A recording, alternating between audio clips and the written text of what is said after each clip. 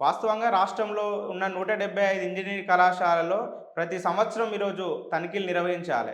కానీ ఈ తనిఖీలనేటివి కేవలం నామమాత్రమే ఈరోజు నిర్వహిస్తున్నారు. ఈ నామమాత్రం నిర్వహించడం వల్లనే ఈ రాష్ట్రంలో ఉన్న ఇంజినీరింగ్ కళాశాలలో మంచి వసతులున్నాయి. మేము ఫీజు పెంచుకుంటాము. ఇలాంటి ఇలాంటివి సంబంధించిన ఆడిట్ రిపోర్ట్‌కి ఇస్తున్నారు. వాస్తవంగా కరెక్ట్ తనిఖీలు ఈ రాష్ట్రంలో అన్ని ఇంజినీరింగ్ కళాశాలలు నిర్వహిస్తాయి. అసలు ఫ్యాకల్టీ ఈరోజు ఫ్యాకల్టీ ఉన్నారా లేరా? దాంతో పాటు వసతులు కరెక్ట్ ఉన్నాయా లేదా? ల్యాబ్స్ కరెక్ట్ ఉన్నాయా లేవా?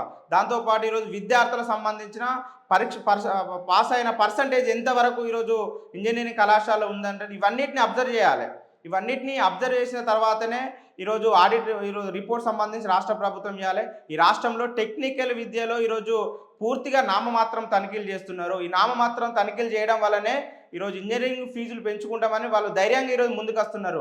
ఖచ్చితంగా నిర్దిష్టంగా ఇంజనీరింగ్ కళాశాలలో జరుగుతున్న అవకతవకలేంటి, ఇంజనీరింగ్ కళాశాలలో జరుగుతున్న అక్కడున్న ఫెసిలిటీస్ ఏంటి అనేటి ఈ అన్ని అంశాలు ఖచ్చితంగా రాష్ట్ర ప్రభుత్వానికి సరైన రిపోర్ట్ ఇస్తే ఏ ఒక్క ఇంజనీరింగ్ కళాశాలలు కూడా ఈరోజు ఫీజు పెంచుకుంటామనేది ముందుకు రారని ఈ సందర్భంగా తెలియజేస్తుంది.